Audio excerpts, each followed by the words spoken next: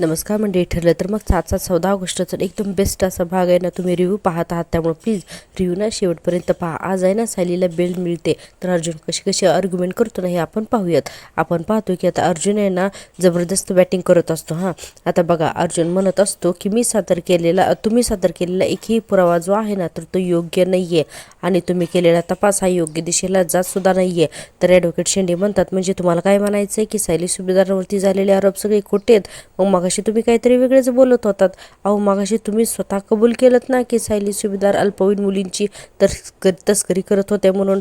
अर्जुन म्हणतो, ॲडव्होकेट शेंडे तुम्ही माझं बोलणं ना नीट ऐकलेलंच नाहीये. आणि अर्जुन पुढे म्हणतो की मी हे म्हणालो की मिसेस सायली सुभेदार हे तस्करी करत होती याचे पुरावे तुम्ही गोळा केले म्हणून मी असं म्हणत होतो. आणि आता आम्ही हे सांगतोय मिलॉर्ड की ॲडव्होकेट शेंडे यांनी दाखवलेले सगळे पुरावे हे खोटे आहेत, असं अर्जुन आता कोर्टामध्ये सिद्धच करणार आहे यापुढे. आता बघा, ॲडव्होकेट शेंडे यांना तर ना चक्को घामच फुटतो आणि तिकडेच तो त्याच्या जागेला जाऊन बसतो. आणि सचिन आणि राकेश इतके घाबरतात ना की बस. अर्जुन पुढे म्हणतो की मिलॉर्ड, माझे मित्र ॲडव्होकेट शेंडे कोर्टामध्ये एकच गोष्ट म्हणत होते की सायली सुभेदार यांनी अल्पवयीन मुलींची तस्करी केली, त्यांनी अल्पवयीन मुलींना ना त्रास दिला, अल्पवयीन मुलींना त्यांनी गायब केलं. प्रत्येक शब्दामध्ये त्यांचे अल्पवयीन होतं आणि म्हणूनच मिसेस सुभेदार यांना पॉक्सो या कायद्याअंतर्गत अटक झालेली आहे. अर्जुन पुढे म्हणतो, आज मला कोर्टामध्ये हे सांगायचं आहे मिलॉर्ड की जी मुलगी पोलिसांना सापडली ना तर ती मुलगी अल्पवयीन नाही म्हणून. आता असं म्हणल्यानंतर सगळेजण बघतच राहतात, मात्र सचिन आणि राकेशला काम फुटलेला असतो. पुढे बघा, आता आपण पाहतोय की अर्जुन म्हणतो की सादर केले गेलेले आहेत तर ते खोटे आहेत आणि हे मी सिद्ध करून दाखवू शकतो मिलॉर्ड, असं अर्जुन म्हणतो. आता बघा, पुढे आपण पाहतोय की अर्जुन आहे ना आता एक एक करून पुरावे सगळे सादरसुद्धा करतो. आता लगेच ॲडव्होकेट शेंडे उठतात आणि म्हणतात की ऑब्जेक्शन मिलॉर्ड, पण पोलिसांकडे त्या मुलीचे बोरेज टेस्ट रिपोर्टसुद्धा आहेत आणि त्यावरून हे स्पष्ट होतं की ती मुलगी 18 वर्षाच्या आतली म्हणून. अर्जुन म्हणतो, तो रिपोर्ट मी चॅलेंज करतो मिलॉर्ड.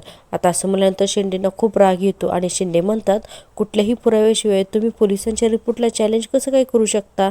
अर्जुन म्हणतो की ॲडव्होकेट अर्जुन सुभेदार पुराव्यांशिवाय कधीही बोलत नाही, हे तुमच्या लक्षात नसेल कदाचित, पण पुरावे आहेत माझ्याकडे. आता अर्जुन असं म्हणल्यानंतर अर्जुन पुढे म्हणतो की ते दाखवण्या अगोदर मिसेस सायली सुभेदार यांना ना मला काही प्रश्न विचारण्याची परमिशन मिळावी. आता जज साहेब सुद्धा म्हणतात की परमिशन ग्रँटेड म्हणून. आता बघा, अर्जुन विचारतो की मिसेस सायली सुभेदार जेव्हा सोनल आश्रमामध्ये आली होती तेव्हा तिच्या वयाबद्दल तुमचं काही बोलणं झालं होतं का, हे आठवतंय का तुम्हाला? सायली म्हणते, हो. ती म्हणाली होती की 2 मे 2008 रोजी ती जेव्हा जत्रेत गेली होती तेव्हा ती ना 3 वर्षाची होती आणि ती त्या दिवशी जत्रेत गेली होती तिच्या आईवडिलांसोबत आणि तिथे नंतर आग लागली आणि तेव्हा ती तिच्या आईवडिलांपासून वेगळी झाली. तिला तो दिवस अगदी नीट लक्षात आहे कारण त्या दिवशी तिचा ना तो 3रा वाढदिवस होता, असं ही सायली सांगते. आता बघा, सगळे कोर्टातले ऐकत असतात. सायली म्हणत असते की तिला बाकी काही आठवत नाही, पण तिने मात्र एवढंच मला सांगितलंय. अर्जुन म्हणतो, म्हणजे जेव्हा ती जत्रेत गेली होती तेव्हा ती 3 वर्षाची होती, म्हणजे याचा अर्थ आत्ता ती 21 वर्षाची असली पाहिजे, बरोबर आहे? तर सायली म्हणते, हो बरोबर. म्हणून अर्जुन घेतला तेव्हा तिचं वय 21 वर्ष असेल, बरोबर? सायली म्हणते, हो एकदम बरोबर म्हणून. आता बघा, पुरावे देत असतो आणि आता अर्जुन, मिलॉर्ड हा घ्या पुरावा, म्हणजे चैतन्य म्हणजे आश्रमामध्ये जो फॉर्म भरून घेतलेला असतो ना सायलीने वाचलेल्या आश्रमाचा, तर तो फॉर्म पहिल्यांदा अर्जुन आता जज साहेबांना देतो. आता शेंडे म्हणतात, पण आपल्याकडे पीडित मुलीचं स्टेटमेंट आहे ना मिलॉर्ड, आणि त्यामध्ये तिने स्वतः कबूल केलंय की ती 17 वर्षाची आहे म्हणून, असंही शेंडे म्हणत असतात. पण बघा, आता अर्जुन म्हणतो की मला कोर्टाला आणखीन पुरावे दाखवायचे आहेत मिलॉर्ड, पण त्या अगोदर मला ना पीडित मुलीला काही प्रश्न विचारण्याची ना परमिशन मिळावी. आता असं म्हणल्यानंतर जे साहेब परमिशन देतात आणि आता सोनल जी आहे तर ती विटनेस बॉक्समध्ये येते. आता बघा, सोनल विटनेस बॉक्समध्ये आल्यानंतर अर्जुन तर पहिल्यांदा तिला कम्फर्टेबल करतो आणि म्हणतो, सोनल तू ठीक तर आहेस ना गं, कम्फर्टेबल आहेस ना बोलण्यासाठी? आता ही सोनल फक्त सायलीकडे बघते आणि गप्प बसते, काही बोलतच नाही. अर्जुन म्हणतो, मला सांग, तू जेव्हा आश्रमात आलीस तेव्हा तू तुझ्या सायलीताईला असं सांगितलं होतंस की वडगाव जत्रेत जेव्हा तू हरवलीस त्यावेळेस तुझं वय 3 होतं, बरोबर? तर सोनल म्हणते, आश्रमामध्ये जेव्हा मी गेले होते ना तेव्हा मी खूप घाबरले होते आणि तिकडे मला ना सायलीताईला मी काही सांगितलं ना हे मला आठवतच नाहीये, असं सोनलला ना ऐनवेळेस आहे ना अशी पलटी मारते. आणि सोनल पुढे म्हणते की माझ्या वयाच्या बाबतीत मला काहीच माहिती नाहीये, त्यामुळे मी काहीच सांगू शकत नाही. आणि म्हणते, पण पुण्याच्या गुरुजींनी तर माझं वय 17 आहे असं सांगितलं होतं आणि तेच मी सायलीताईला पुढे सांगितलं, असंही सोनल सांगत असते. आता अर्जुन आणि सायलीला खूप आश्चर्य वाटतं आणि कुसुमताईला सुद्धा. पुढे सोनल म्हणते आणि हेच खरं आहे म्हणून. कुसुमताई आता चिडते आणि म्हणते बघताय ना मधुभाऊ, अहो सोनल किती दडदड जाऊ शकते, आता मला हेच कळत नाहीये. कुसुमताई म्हणत असते मी ऐकलं होतं ना त्यावेळेस. कुसुम होते हायपर. मधुभाऊ म्हणतात अगं मला तर ना काही कळतच नाहीये हे सगळं काय चाललंय म्हणून. अर्जुन म्हणतो सोनल म्हणजे तुझी सायलीताई जे काही सांगते तर ते सगळं खोटं आहे असं म्हणायचंय का तुला? आता ही सोनल काहीच बोलत नाही. अर्जुन म्हणतो अगं बोल ना, काहीतरी बोल, उत्तर दे, अगं जरा नीट आठवून बघ. तर ही सोनल म्हणते की हे बघा मला मला काहीच आठवत नाहीये. आता असं म्हणल्यानंतर अर्जुन काही तिला जास्त फोर्स करत नाही. सोनल म्हणते की मला फक्त एवढंच माहिती आहे की मी आता 17 वर्षांची आहे. असं ही सोनलला खोटं स्टेटमेंट देते, कारण का तिला तशा धमक्याच दिलेल्या असतात ना म्हणून. आपण पाहतो की आता सोनलचं स्टेटमेंट झाल्यानंतर ॲडव्होकेट शेंडे लगे उठून उभारतात आणि म्हणतात की मायलॉर्ड, अर्जुन सुभेदार कोर्टाचा वेळ वाया घालवतात. जी गोष्ट सिद्ध झाली आहे ती परत परत का बोलायची? आता बघा अर्जुन इतका चिडतो ना आणि अशी काही आर्ग्युमेंट करतो की बस. शेंडे म्हणतात आणि अर्जुन सुभेदार यांच्याकडे खरंच काही पुरावे असतील तर त्यांनी कोर्टाकडे सादर करावेत आणि प्रश्न मिटवावा.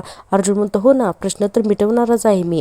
आणि म्हणतो की मिलॉर्ड मला मिस्टर सुरेश यांना काही प्रश्न विचारण्याची ना आता परमिशन मिळावी म्हणून. आता जज साहेब म्हणतात येस, परमिशन ग्रँटेड म्हणून. आता सोनल जाते आणि आता तो सुरेश काका तिथे येतो आणि आता त्याला आल्यानंतर अर्जुन त्याला पहिल्यांदा तर विचारतो मिस्टर सुरेश मला एक गोष्ट सांगा, तुम्ही जे वात्सल्य आश्रमामध्ये सोनं घेतलं होतं की 2 मे 2008 साली वडगावामध्ये जत्रेत आग लागली होती आणि तिथे सोनल हरवली होती, बरोबर आहे का?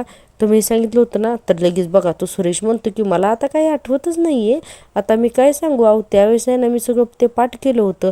अर्जुन म्हणतो पाठ केलं होतं तरी सुद्धा तुम्ही सगळं विसरलात?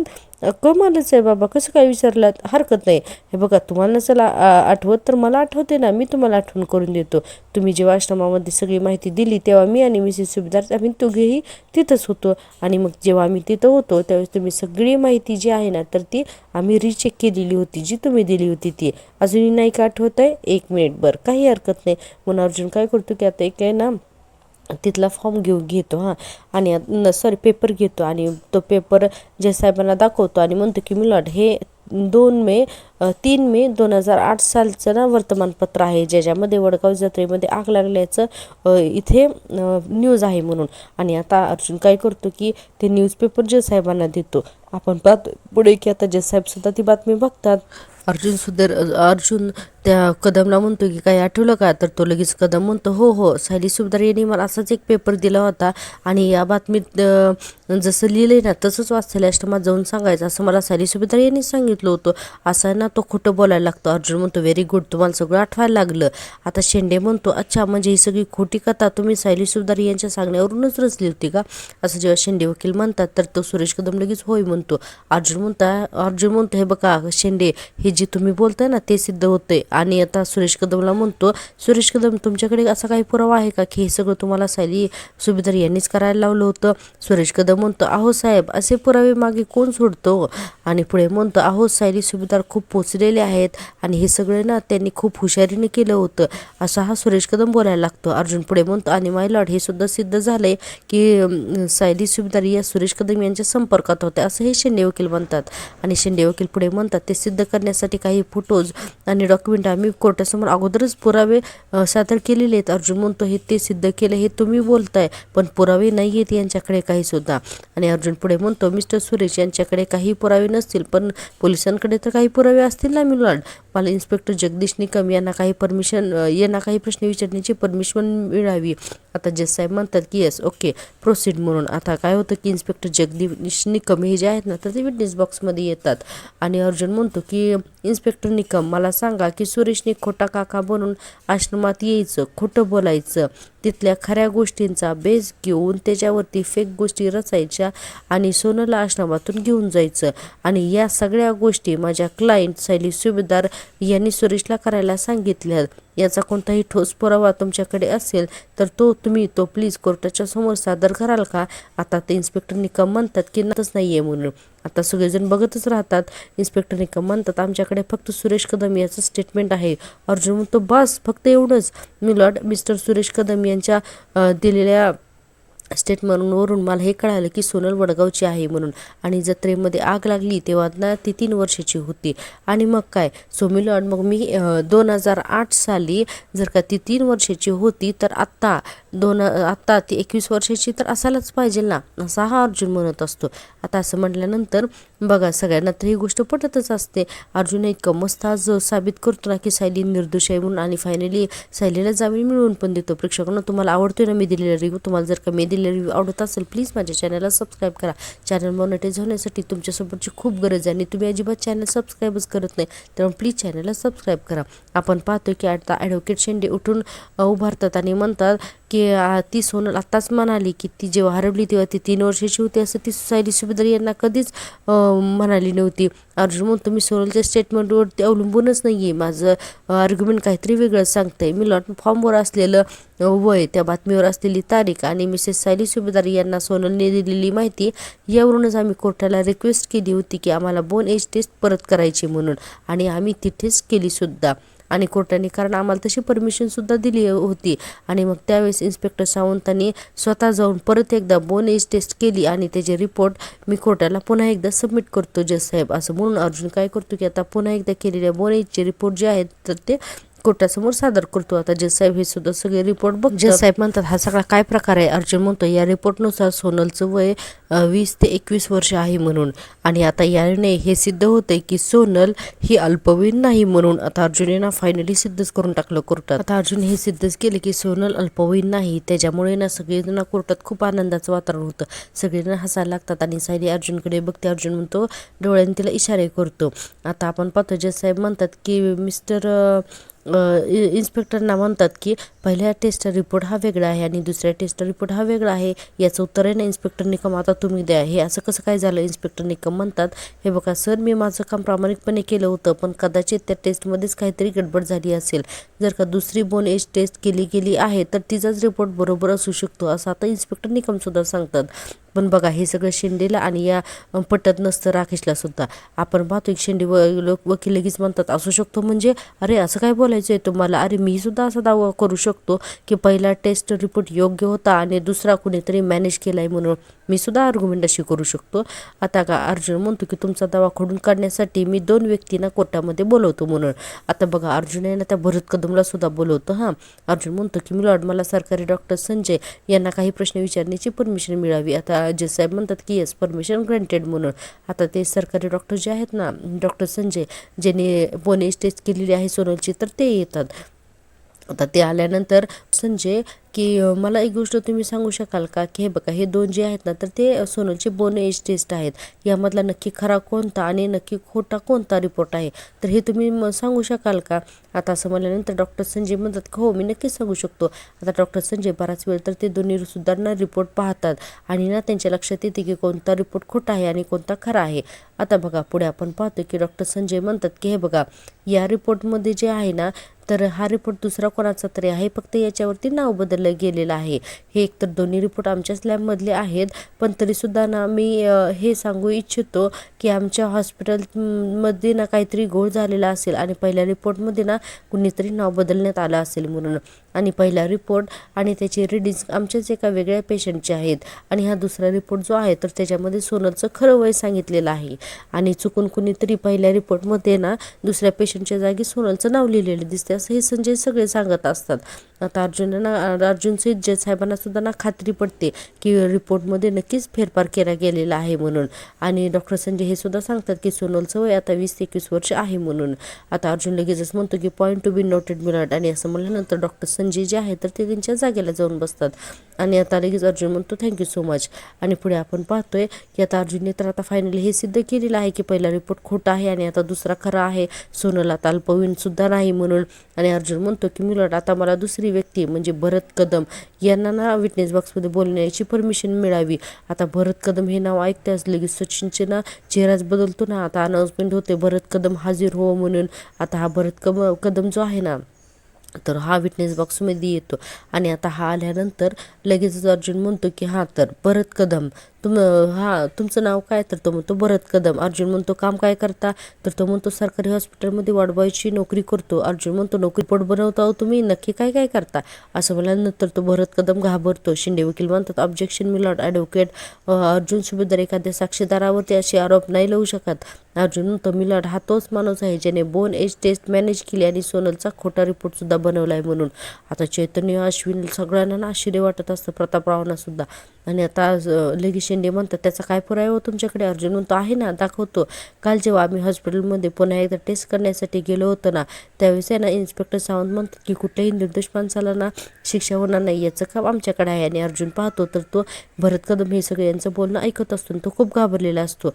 अर्जुन म्हणतो की इन्स्पेक्टर सावंत तो वॉर्ड बॉय कधीपासून आहे ना तिथंच उभा आहे, तो घाबरलेला पण दिसतोय. मी निघतोय आता इकडनं, तुम्ही जाऊन त्याला विचारा तो इतका घाबरलेला का आहे म्हणून. आता अर्जुन म्हणतो की मगाशी आतमध्ये सुद्धा ना तो खूप टेन्शनमध्ये होता आणि जोरात म्हणतो येतो मी म्हणून. अर्जुन एका दरवाजाने जातो आणि आता इन्स्पेक्टर सावंत जे आहेत ना तर ते दुसऱ्या दरवाजाने ना त्या भरत कदमकडे येतात आणि म्हणतात ए थांब, तू इथे काय करतोय? तो भरत कदम म्हणतो सर मी ड्युटीवरच चाललोय. सावंत म्हणतात तो इतका घाबरला काय आहेस म्हणून. तो म्हणतो की नाही कुठे काय. सावंत म्हणतात हे सरळ प्रश्न विचारतोय ना त्यावेळेस सरळ उत्तर द्यायचे, समजलं का? तुला घाबरायला काय झाले ना तर ते मला सांग. भरत कदम म्हणतो अजिबात नाही, मी जाऊन आलो. इतक्यातच आहे ना दुसऱ्या दरवाजाने अर्जुन येतो आणि इकडून चैतन्य येतो. आता हे तिघंजण मिळून येत ना त्या भरत कदमला ना असं गोळचून टाकतात आणि म्हणतात अर्जुन म्हणतो तू बोने टेस्टचा रिपोर्ट बदललास ना? भरत कदम म्हणतो नाही. चैतन्य म्हणतो तो रिपोर्ट तूच घेऊन गेलास ना, येताना बदलला असशील. भरत कदम म्हणत असता तुम्ही काय पण काय आरोप करताय, मी नाही रिपोर्ट बदलला. अर्जुन म्हणतो इन्स्पेक्टर सावंत हा काय असा नाही बोलणार. मला एक गोष्ट सांगा, आपण CCTV फुटेज जे रिकवर केले त्यामध्ये क्लिअर दिसते ना की हा कदमच रिपोर्ट बदलतोय म्हणून. आता सावंत म्हणतात की हो हाच आहे तो. अर्जुन म्हणतो की चैतन्य मला सांग की मेडिकल रिपोर्ट बदलणं आणि खोटं बोलणं यासाठी किती शिक्षा होते रे? चैतन्य म्हणतो जेल होते ना, 10-1 वर्षाची होते. अर्जुन म्हणतो 10 वर्ष. आता भरत कदम घाबरतो आणि म्हणतो मी काहीच केलेलं नाहीये. आणि आता इन्स्पेक्टर सावंत म्हणतात तू जर आम्हाला खरं खरं सांगितलं तर कदाचित तर तुला ड्युटीवरून आम्ही काढलं असतं, पण एखादी वॉर्निंग मिळाली असती. पण आता तुला ना जेल फिक्सच आहे. असं सावंत जेव्हा घाबरवतात तेव्हा चैतन्य म्हणतो तू तर आता 10 वर्षात तुझी मुलं बाळ विसरच. अर्जुन म्हणतो चैतन्य सोड ना, काय करायचं आहे आपल्याला, हा खरं बोलणार नाहीच आहे. त्यामुळे इन्स्पेक्टर सावंत आपण काय करू ते CCTV फुटेज ना कोर्टात दाखवू, मग याला होऊ देत जेलमध्ये. चला आपण आता लगेच हे सगळे निघाले म्हणल्यानंतर भरत कदम म्हणतो नाही नाही नाही सर मी ना सगळं काही खरं खरं सांगतो. हा अर्जुन म्हणतो चल बोला आता. भरत कदम म्हणतो हो तो रिपोर्ट मीच बदलला, तो रिपोर्ट बदलण्यासाठी मला 1 लाख रुपये मिळणार आहेत असं मला कुणीतरी सांगितलं होतं. अर्जुन म्हणतो कोण सांगितलं होतं? तर तो भरत कदम काही नावच घेत नाही. अर्जुन म्हणतो सांग ना. तर भरत कदम म्हणतो ते मला माहीत नाही साहेब, मला एका अननोन नंबरवरून ना मला कॉल येतो आणि तो माणूस माझ्याशी बोलतो, तिचं नाव मला माहीत नाही साहेब. माझे वडील खूप आजारी असतात, त्यांच्या ट्रीटमेंटसाठी ना मला पैसे हवे असतात, त्यावेळेस ना मला 1 लाख रुपयाची मदत झाली असती म्हणून हे सगळं वाईट काम मी केलं. प्लीज जज साहेब, प्लीज वकील साहेब मला ना शिक्षा नका होऊ देऊ. आता अर्जुन म्हणतो नंबर दे त्या माणसाचा. तर हा कदम म्हणतो भरत कदम माझा नंबर पाठ नाही आहे. सावंत म्हणतात ए तुझा फोन दे. तर हा ना कदम बघा म्हणतो माझा फोन चोरीला गेला आणि मी अजून नवीन फोनसुद्धा घेतला नाही आहे, असं सुद्धा ना आम्ही शोधून काढू आणि त्यातून तो नंबरसुद्धा काढूच म्हणून. असं ना अर्जुनने इतकं धमकवलेलं असतं आणि सावंतला म्हणतो की याला तुमच्या कस्टडीमध्ये घ्या, उद्या याला आपण कोर्टातच घेऊ म्हणून. आणि पाहतोय आपण की इन्स्पेक्टर सावंतांनी त्याला कस्टडीमध्ये ठेवलेलं असतं. आता हा भरत कदम कोर्टात म्हणतो की ते लोक कोण आहेत ते मला माहिती नाही, मी हे काम सगळं आहे ना फक्त ना पैशासाठी केलं आणि जे साहेब मी असं काम परत कधीच करणार नाही असा हा भरत कदम म्हणायला लागतो.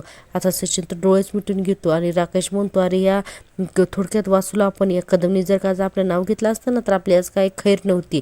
आता जज साहेब म्हणतात बोन एज टेस्ट ही वयाचा अंदाज लावण्याची टेस्ट आहे, यामध्ये फेरफार होणं ही खूप गंभीर बाब आहे आणि पोलिसांनी याबाबत दक्षता बाळगावी असे मी त्यांना सूचना करतो असं जज साहेब म्हणतात. आणि पुढे म्हणतात पण हा फकरेचा कोणताही पुरावा असेल तर तो कोर्टामध्ये लवकरात लवकर सादर करावा आणि त्यानंतरच तिच्या वयाबद्दल काहीतरी निर्णय घेतला जाऊ शकतो. आता असं जज साहेब जेव्हा म्हणतात तर अर्जुन म्हणतो त्या तपासाची काही गरज नाही आहे जज साहेब, माझ्याकडे पुरावा आहे. आणि घाबरतात ना हा राकेश आणि सचिन.